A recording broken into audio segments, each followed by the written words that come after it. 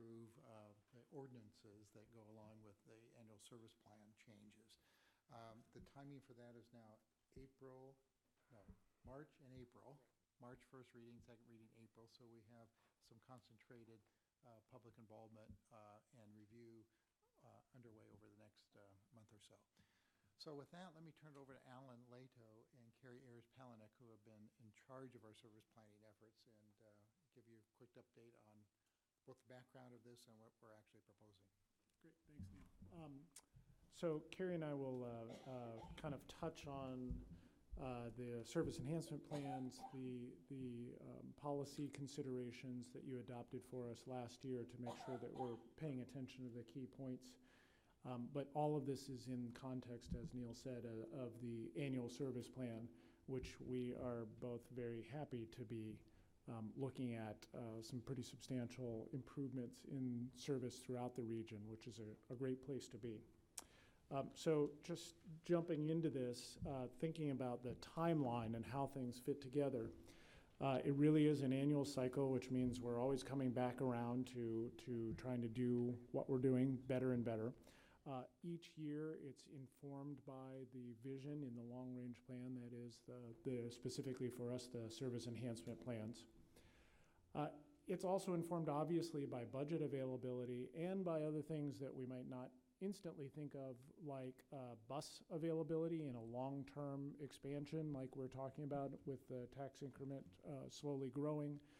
It's a number of additional buses over the 10-year period, and so it takes something like 2 years to get those things on property after they've been ordered, so we need to think about that. The availability of mechanics and other ability to do that. So we're trying to balance a number of just sort of hard fiscal issues along with that vision and creating something that really works for people. So we've obviously been doing, as you've heard, a lot of outreach with stakeholders around our service enhancement plans, and so that has been ongoing outreach. We're also starting a new round of very focused outreach for the fiscal year 17 service now with an open house coming up, and as you heard, the first and second reading at the board in March and April. And really looking at, in addition, at the bottom there, the Title VI equity analysis of the service, both proactively and then after the proposal has kind of come together for review. And then board action in March and April. And then the reason for that is it takes several months to turn a general sense of what we're doing into specific schedules that work into specific blocks for our operators to sign to then turn that into service. We roll out generally in September, though you'll hear an update on that, and then we're right back into the same process again. In fact, we're starting as we go into rollout for the previous years. The background here, of course, are 4 missions, as we like to talk about them: fighting congestion, providing mobility for people who really need it and don't really have other viable alternatives for getting around, bringing employees to work and shoppers to stores, and providing both service and projects that help shape the region in ways that the communities want to see themselves grow. Our duties, as always: financial responsibility, providing high-quality service, and safety as a part of what we do in everything we do. And the expectations at the regional level, looking at the regional transportation plan, we essentially need to grow at about 2.1% per year in service to be able to keep up with the level of service that is envisioned in 20 years that makes this region work, makes the entire transportation system work. And so that's a goal that we'll be watching each year to see how we perform against it. Quick update on the service enhancement plans. We've updated you a number of times on that, and we'll always be coming back with an annual update on that. But as you can see, we've started some of the services on the west side, and you'll see reflected in some service improvements in all of these.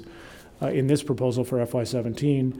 We're basically refining the visions and looking at completing that in the next by June of this year, being done with all of the service enhancement plan visions, and then each year keeping in contact with the stakeholders, the jurisdictions, and turning that into the annual service plan.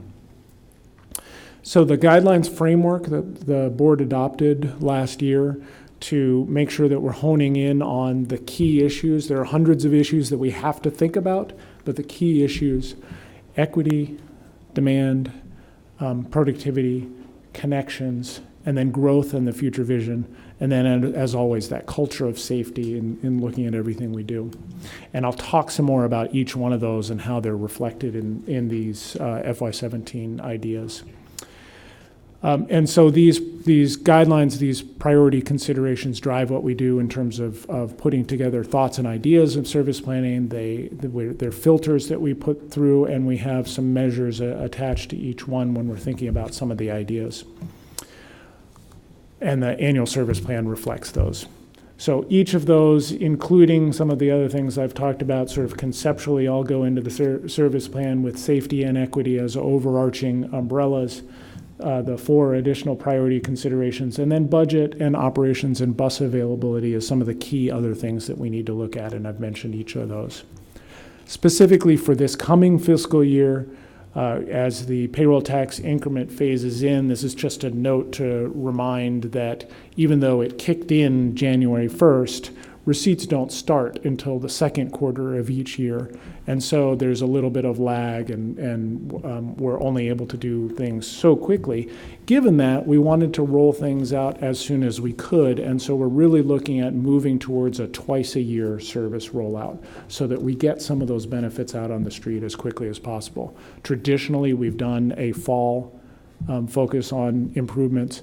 Being able to do fall and spring means we can track the resources, but also bring out those benefits sooner. And so you'll see some of that for both. And then the final note is just about that availability of buses and how many we're able to put on the street. So as with every annual service plan, we're looking at the service categories that we think about. There's maintaining the system. That is, when buses or trains are truly overloaded, we need to add more service during those times on those routes. When our routes fall too far behind our goals for on-time reliability and we can't do some other transit signal priority or some other fix to be able to do that, we need to put more resources into doing that to maintain signal or on-time reliability. Can you remind me what the lead time is for getting buses on new buses? Yeah, it's 2+ years. Essentially, we put the order in, and it's about 2 years before we have them on property ready to order, and it takes a number of months to put the specs and everything together to make sure that we're ordering the right things. I would note that I believe later this year you will see a new bus contract, and these are, frankly, there's a lot of sort of federal rules that we need to follow associated with that sort of make it relatively, not always as straightforward as you might see, but nonetheless, there'll be a whole new procurement this next year. And do we have any extra buses in our inventory that we can add for times when we need to get changes made more quickly? So I think the answer is always yes, but. So the yes part is that what that means is that some of the older buses that were scheduled for retirement wouldn't be, and they would be assigned to routes where they're used less frequency, like peak hour only, that sort of thing. And that will also then have some implication for mechanics and storage space and garage space and all of that. And just to note this, one of the things as we've gone through this year and been sort of the internal dynamics of trying to find that right balance, what we've recognized is that we really need to do a scale-up plan for really the next 10 years of this increment, where we really begin to look at both the bus fleet, the facilities, the number of operators, supervisors, all the infrastructure of the agency that supports that operator out behind the wheel of a bus. So look forward to that as the year progresses as well. And then the second component, optimizing and restoring, which very happy to say that there are no more elements to restore. We were able to do that during this fiscal year. And so this really is focused now on optimizing what we've got out there. And you'll see one route that we've got a little bit of that on. And then increase, looking at additional span and frequency on existing lines, looking at the potential for new lines or reconfiguring or extending lines. For FY17, we're looking at the picture you're going to see is roughly on the order of about $6.2 million worth of additional resources going into service on the street, which equates to something close to a 3.2% total service increase based on vehicle hours. And includes those capacity, includes reliability, includes upgrades to existing service, and you'll see the new service going in June, which is already included. And then, as we'll see over time, of course, we need to buy additional buses to be able to put those out. Eventually, we'll need to do other capital improvements to be able to support that service. First pass look at this, just give you a sense of how these things balance out. The majority is service enhancements. Both those and the capacity slice provide additional capacity on key places where we're having a lot of demand. There's about 30% in reliability because we've seen some real benefits in some extra investments in reliability over the past 2 years. The number of routes that are above our threshold in terms of meeting our standards has gone up significantly. We're making a lot of progress, and we're looking at making just a bit more to do some more catch-up from really falling behind in previous years. And then the community connectors like Grove Link and North Hillsborough, you can see that element there as well. And so just generally, we've got a number of routes that Carrie will talk about in a few minutes. You'll see a few maps and a list. So I'm just going to hit the highlights of seeing enhancements. A number of reliability lines. There are, out of our 80 or so lines, there are 35 that aren't quite up to standard. A number of them we could have addressed. We chose to address either the worst performing ones or the ones that were most amenable to relatively low cost improvements in this year, so that's 11 lines. Capacity, we have standards in terms of looking at true overloads, over 51 people trying to get on a bus consistently, or buses that are trip after trip after trip are getting closer to that and really run the risk of being so overloaded that we're leaving people behind. And there were something like 25 trips that or segments of service that we could have done that with, and we're focusing on the 8 sort of worst, highest priority, highest demand ones. Yes? Excuse me, is that 8 different lines? Eight different lines, yes. Okay. And kind of times of day on those lines. Times a day. Yep.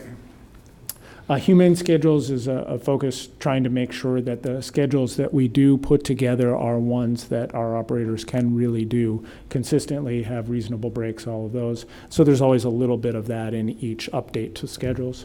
And then the community connectors, those 3 that I mentioned, including the new one, North Hillsborough, where we are acting as a pass-through for federal funds coming into the agency to be able to provide that different service that we can't provide directly.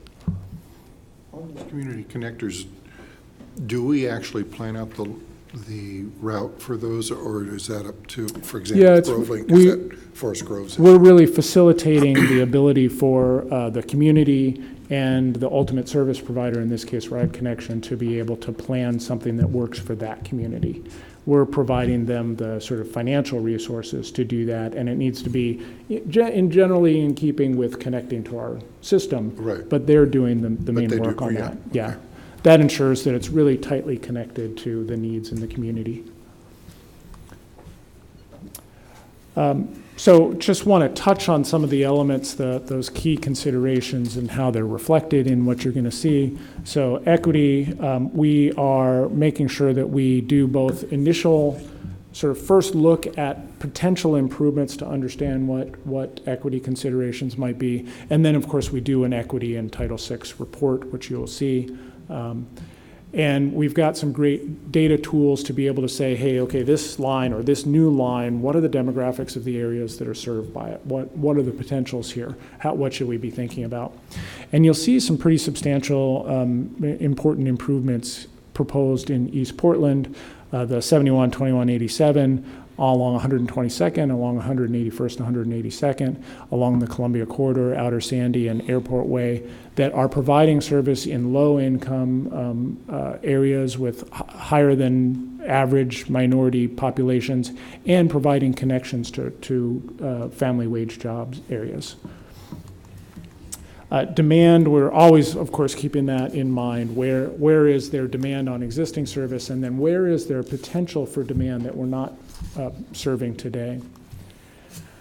Productivity, we always make sure that we are not proposing lines that we are fairly certain are not going to produce at least above 15 boardings per hour, which is a kind of minimum standard where we really start to look at lines to make sure that they're making sense.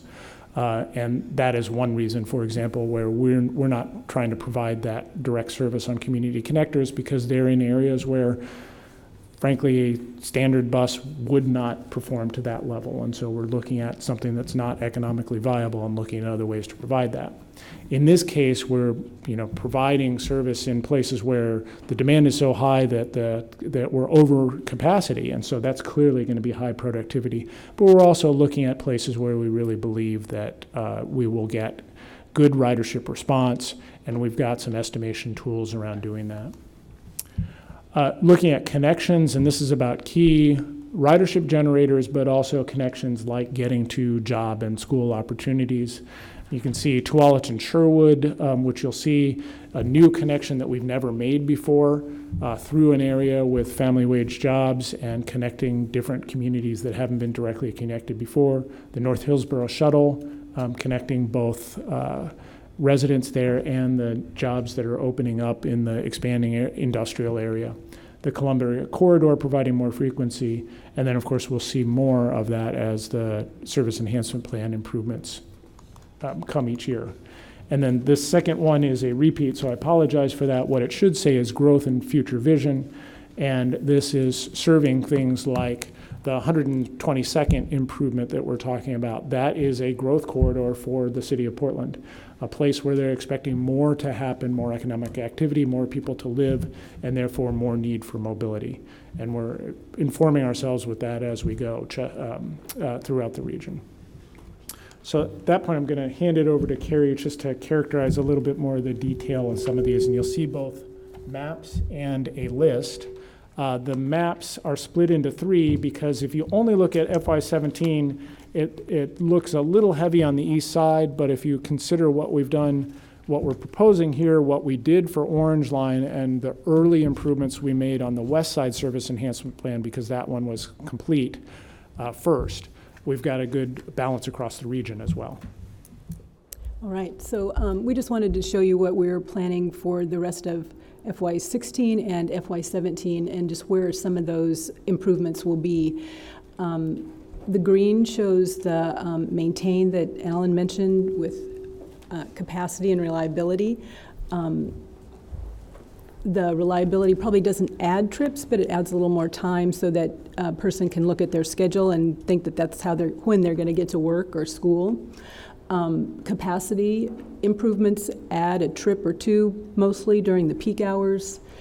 The optimize, we're doing one line in Lake Oswego that we're proposing a route change just to make it a little more productive and hit an employment center. All the red and the pink show just increases, improvements on various lines. Maybe we're adding a trip in the morning or in the evening and just adding new service and new connections to jobs. Like Alan mentioned, we just wanted to show you what we've done in the past. This was the west side service enhancement improvements that we did to the line 47 and 48, and then the North Hillsborough link and the Forest Grove Link Community Connector service. And I'll just add in here, I'm happy to say that the 47 and the 48, those two red lines that we reconfigured, the ridership on those has gone up pretty considerably. One of them has just about doubled and the other is up 60%. So the productivity is actually slightly better than when we started the investments. And these were the bus service improvements that went along with the Orange Line opening this last fall, most all in Clackamas County. So just a quick overview of what we're looking at for March.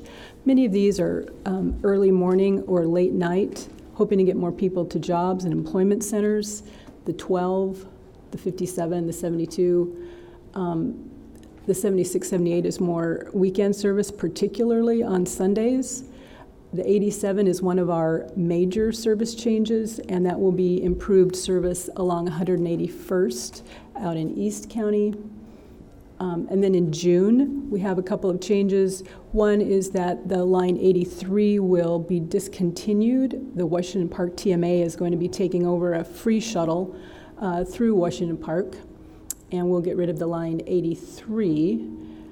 We are going to be adding a new line, though, one of the first new lines that we've seen in many years, and that will be between Tualatin and Sherwood along Tualatin-Sherwood Road, weekday peak hour service to start with.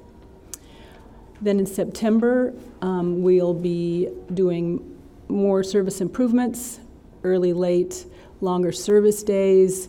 We're going to add weekend service to line 63, and that's kind of in conjunction with getting rid of the line 83. They both serve the Washington Park area and the neighborhoods around there, so we'll be adding weekend service on those.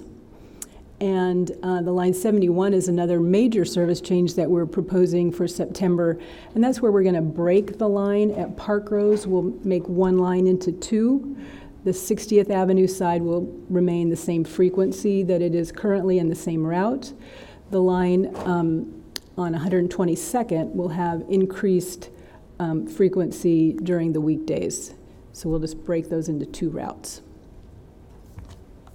And then in March of 2017, we're also planning some improvements to the line 20 between Gresham and downtown Portland, northwest Portland, and the line 21, which connects to the line 12 in Park Rose. We're proposing some new peak hour service there and extending the line 155 out in Happy Valley to a new development there. I have a question. Why would anybody take a bus from Gresham downtown if they can just go to, especially over to northwest Portland, which is another, as far as speed? Well, so that's. Improvements on line 20, a lot of those are short trips that occur within that distance. So sometimes the rail system doesn't serve, so it's not necessarily intended to serve the long distance. It's to improve the service along the way. And actually, it's very interesting when you look at many of our trips or bus lines, you do find them serving a lot of short trips in some of these corridors that the added frequency would make more convenient for our customers. So that particular line serves Stark and the corridor along there. There are a lot, as Neil's saying, a lot of ons and offs along there. And then Broadway as you get, or excuse me, Burnside as you get closer into downtown Portland. Okay. All right, and then I just wanted to end on the reliability and capacity. Alan mentioned that we're looking at 11 lines that we're going to be doing or looking at for reliability improvements. Any of the routes that are below 82% in their on-time performance. The capacity, we're looking at consecutive overloaded trips or trips that are over 51 boardings or 51 average maximum load in the peak hour or over 39 in the off-peak. We're just going to add a trip or two on numerous lines for that. I have a question for you. For buses, what does on-time performance mean? What kind of a cushion? So getting between, we have time points between along the line. So on-time performance can be either from the beginning of the line to the end of the line, or even between different time points where your schedule will say, okay, this is what time the bus should be there. So how often are they making that? It's one, no Oh, more I'm than sorry. 1 minute early Maybe- I'm and no sorry. more than 5 minutes late. That's probably what you had. I guess I should also mention the list of improvements, the March 2016 and the June 2016. I talked about that kind of timeline to get things on the ground. Those are sort of hurry up and let's get something out there, and are pretty much locked in. The September 2016, the ones that are actually during fiscal year 17, the September 2016 and the March of 2017 are the ones that we'd really most like input from you, and we're going out to the public to make sure they understand and support, or whatever ideas of changes we want, and they're very much informed by our work on the service enhancement plans to think about what are some of the early improvements stepping towards those that folks would like to see. The other thing I'll say is that given the fact that we're talking about improvements throughout the region, we of course expect mostly support for these kinds of improvements. I anticipate the comment we'll hear the most is, why can't you do more faster? Which we would love to do. The one that is more of a change that we may hear about, that we expect to hear something about, is the line 71, the 122nd improvement. Currently, the line 71 operates kind of like a horseshoe, where it's serving 122nd across Prescott and then down 60th and 52nd. In order to improve 122nd in a way that makes sense for the people on 122nd, we have to break those two lines at Parkrose. There are some people who are traveling across, and so we're paying a special attention to people who are making that trip. While we improve everybody's trip on 122nd, we want to understand what changes might need to be made for those people who are traveling through that point. So, Alan, what else are people pinging on us for that we're not able to get to right away? What are the hot ones out there? I'm going to ask Carrie to think about this too. Just going back to recent conversations, not necessarily what I've heard all over the place, is, additional, even earlier and even later service, owl service, those kinds of things. And then System or specific? generally to get to industrial Okay. areas where All people right. are Makes doing sense. shift work, Makes sense. or to get in and out of downtown where there's a lot of service hotel jobs, those kinds of things. And then, yeah, I'd say other additional increases to service to some of the key job areas. But then, the city of Portland specifically wants more service everywhere, because they're anticipating taking on a lot of the growth in the next 20 years, and understandably, they want as much service to support that as possible. You haven't heard that from any other jurisdictions, have you? We certainly have. I'd just say we hear it more often from the city of Yeah, Portland. sure you do. Okay. So again, this is our attempt to sort of give you the heads up early of the kinds of conversations we'll be having with our riders and our customers. And again, any thoughts or feedback that you have along the timeline would be more than welcome. And obviously, if you hear from people in your districts and your circle of friends and acquaintances, it'd be important for us to know that any of that feedback as well. So. Maybe the open house is in February as well. Yep. Since, speaking of our district, part of mine is the Barber Boulevard. How's that going? So, well, let me just note, because I think this is maybe close to home, is one of our major on-time performance improvements will be on the line 44, which right now is in not the best shape related to on-time performance. And it's actually, we've added a lot of service over the last year because of sort of increased loads, particularly to PCC. So that will be an improvement in the Southwest Portland area. The Southwest Corridor project that, of course, Metro is leading is continuing to progress, and I think we're coming in over the next couple of months for a landing on a series of alignment alternatives. And we're narrowing the list.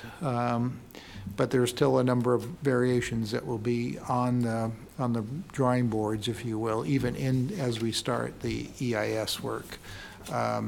So currently, amongst the different conversations would be in the central Portland area, alignments on Barber Boulevard versus NATO coming into Lincoln and up. That's sort of a minor variation in the theme. Barber Boulevard versus I-5 adjacent alignments in various places. A tunnel to PCC is one of the considerations under the light rail notions. Service to downtown Tigard or down toward Bridgeport in the Tualatin area. So those are the kinds of options that are being kicked about, as well as the decision about light rail or bus rapid transit. And so my own sense is that we are coming in for a landing, but there's some of those issues are obviously controversial and require a lot of consultation with the various stakeholders involved. So we'll give you a much more thorough update as we sort of get a little closer to actual decision time on that. Okay. Any ridership numbers on the North Hillsborough? Yeah. Anecdotally, we're hearing that there's over 120 rides per day on that North Hillsborough link. That's for the shuttle system, that's good. And I think that's very comparable, for example, the Grove Link, which I think most people are suggesting is a very successful shuttle operation. Okay. And to Craig's comment earlier, I think one of the great advantages of that is the local ownership of those shuttle services, and the fact that the communities are involved in designing it, sponsoring it, looking for the vendor for that. All of those things are really advantageous in terms of creating that connection between transit and the local community. All right. Anything else for us today? No, I think that might be enough. I That might be appreciate your enough. I think time you're and your right. extra time as we get through. Very large agenda today. Thank you for your patience in going through it. Thank you.